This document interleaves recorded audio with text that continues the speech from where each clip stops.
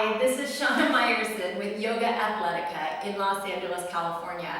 I just shot this entire video and forgot to press record, so now I'm starting from scratch. We're going to learn today how to kick up to the wall in a handstand. This is a video for those of you who have gotten past walking up the wall. Now, if you aren't comfortable walking up the wall yet, watch this video. My yoga handstands for beginners who are afraid of handstands. And that will take you to where you need to get to today's video. Now, if you're already so comfortable on the wall, then watch this video. That's my handstand video for learning how to balance in the center of the room. But if you're in that Goldilocks spot, right in between, you're in the right place. Okay, so first things first, handstand. What's a handstand? A handstand is standing on your hands. Okay, I hope that goes without saying, but this is why I mention it. If I were to stand, I stand in alignment. I've got my shoulders, my hips, my knees, my ankles, everything is just straight up and down, correct? I'm gonna have little curves in my body. I mean, in this direction, I have curves in my body, but in this direction, right, I'm gonna have curves here, I'm gonna have random curves, but for the most part, this is an up and down position. And yet, people try to go into a handstand like this. You wouldn't stand around and walk like this, would you? So why would you try to handstand like that? The answer is don't, okay? I'm going to teach you that when we do a handstand, what we're looking for is alignment, okay? Alignment of the body more or less in a straight line. I'm going to start out with a simple handstand demo. Don't get freaked out. It's going to be without the wall. It doesn't mean I'm asking you to do it without the wall. I just want you to see how my body is going to align. Wrist, shoulder, hip, and heel. So, starting from my downward facing dog, I have my shoulders are going to move over my wrists, my hips go over my shoulders, my heels go over my hips. Now again, it's not that it's going to be without curves, but you can see that more or less, this is a straight up and down pose. My body is in a straight line, and therefore, it balances. Okay? So if we're looking to just learn the basics of balance, and we're going to learn with a wall, which means unless you have a really flimsy wall, you're going to be safe. If you have a really flimsy wall, you might fall through the wall, which would be unfortunate, so get a stronger wall. But we're going to try to work on getting that straight line of energy. Okay, first things first. This is yoga, not gymnastics, okay? Why is that important? In gymnastics, they enter something like this.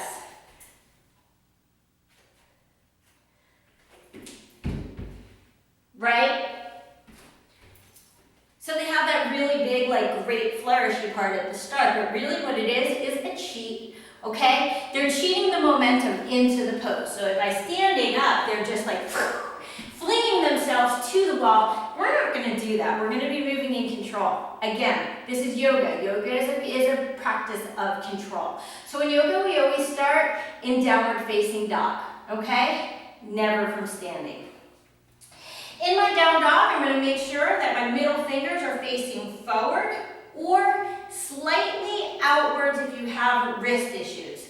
Make sure that your middle fingers never face inwards, okay, because that's where injuries occur. Hands are about shoulders distance apart. I'm going to go about 1 foot from the wall.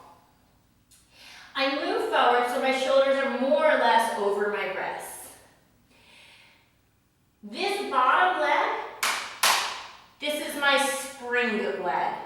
It springs like this. See my bottom leg, how it bends and straightens? My top leg, this is my swing leg. You see how it swings like a pendulum to help get me into this pose. Now these 2 legs are going to work together. I always look forward in if my thumbs were to make a triangle, that's about where I would look. I like to count to 3. Watch how my spring leg bends, my swing leg moves. 2, and on 3 they move together to take me up to the wall. Now granted, I'm not going to be all the way straight at the wall because the wall is behind me, so it's going to create a little bit of a back bend, okay? So keep that in mind. When we're talking about full alignment, we're talking about the center of the room. Okay, so bottom leg springs, top leg swings. 2 things.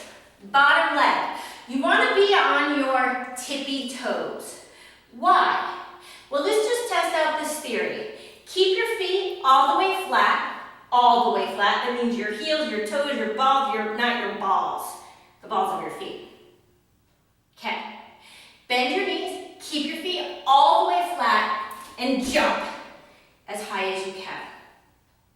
It doesn't take you that far if you were honest about those heels staying down. Now, how would you naturally jump? When you bend your knees, your heels are automatically going to lift. If you watch a basketball player and they're ready to take a jump shot, you'll see their heels always lift because it gives them that bounce. So take your natural jump. Notice how your heels are naturally going to leave the floor, and now I can touch the ceiling. Can you?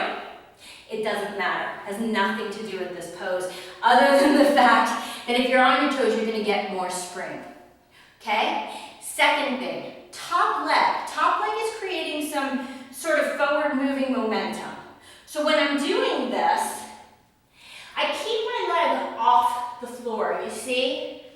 I don't want to come down and touch the floor in between because that's going to break my momentum, and I might as well not even have that leg in the equation. So leg is high. I'm on the toes of the bottom leg. 1, 2, my shoulders are over the wrists. 3, my hips come up until my feet hit the wall. Okay. That's point 1. Okay. Keep in mind, by the way, your arms are holding you up in this pose. Sorry to keep stating the obvious, but I can't tell you how many people go into this pose and they're so concerned with what's going on with their legs that they just crumple their arms. And if you crumple your arms, you are going down. And you might be going down hard and you might be going down painfully. Moral of the story, don't crumple your arms. Keep your arms straight, like you're pushing the floor away, okay? Biggest mistake I see people make is that when they're kicking up, that top leg, which is the swing leg, they bend it. What is the problem with that? Well, it's simply a matter of proportions. Watch what happens when I bend my top leg. This is what not to do. My leg is up. 1, I'm not even sure why people do this. 2, but watch what's going to happen. 3. Whoops. You see, not only did I almost break my wall, but I just don't have room to get up. My foot hits the wall and it bounces me off because I'm literally out of room.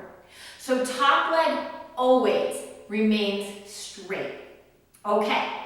Now remember, we want to make sure that the hips go over the shoulders, which go over the wrists. Okay?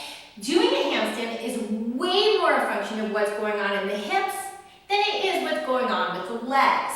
I know that might seem sort of backwards, but take my word for it. What happens is, a lot of people kick up, they're too concerned with their legs, and their hips are in the wrong place. So when they kick up, they've got wrists, shoulders, but their hips are over here. They try to compensate by taking their legs over here. I'm going to show you in a second. And what happens is they wind up with so much body weight on this side of the room that it's going to pull them right off the wall, and it's going to do it in a really wonky back bend. Watch.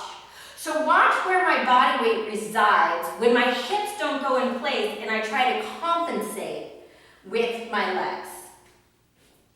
So I'm going to kick up, and I'm just going to kick up with my leg. My hip isn't going to move above my shoulder. Do you like the sound effects?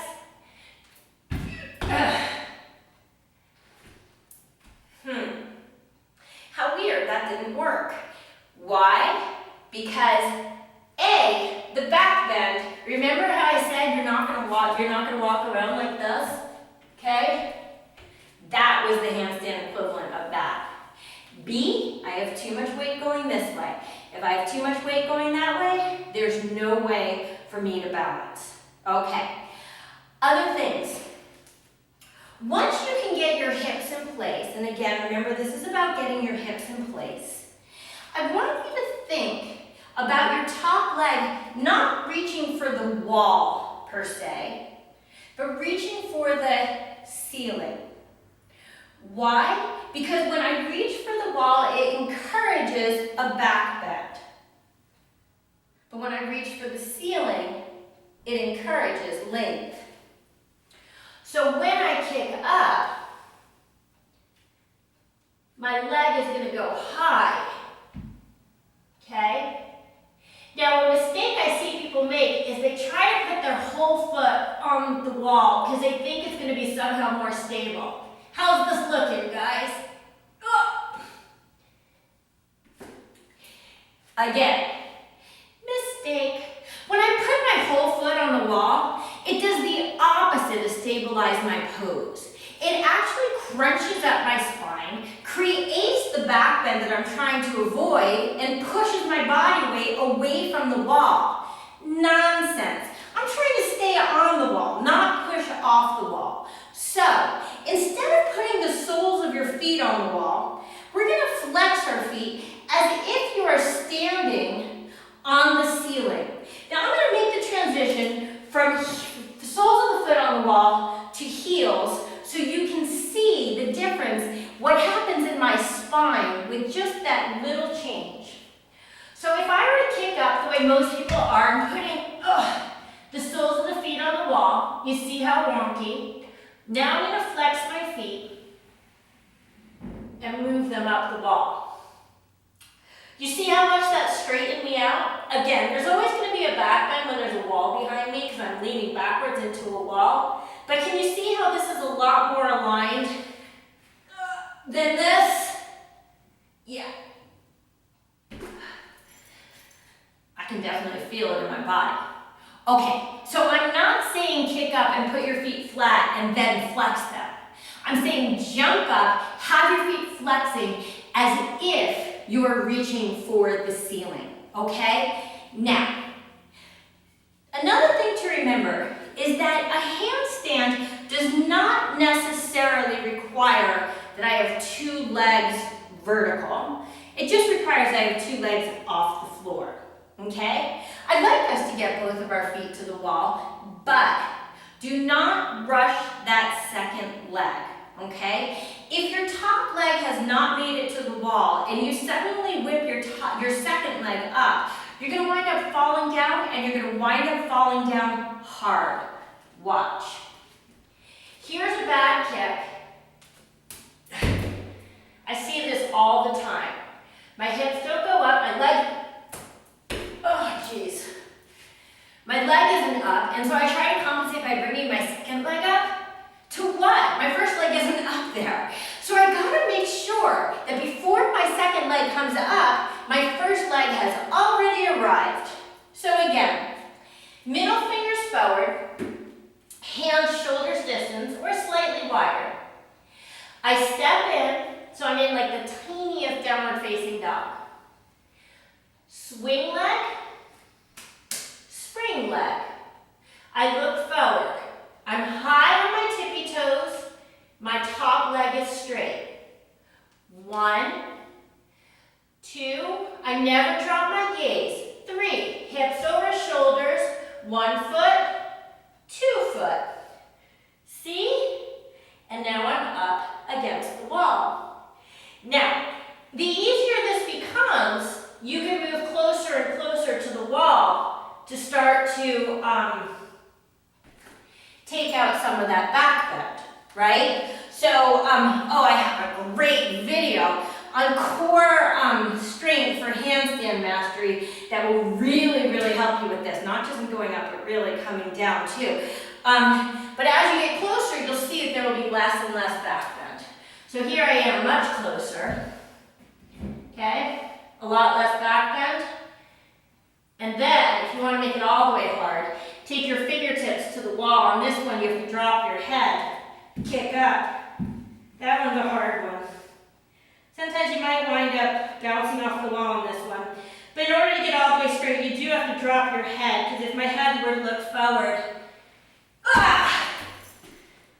it would push me off the wall. This is Shana Meyerson with YOGAthletica in Los Angeles, California. I'm wishing you an awesome weekend and some super awesome handstands.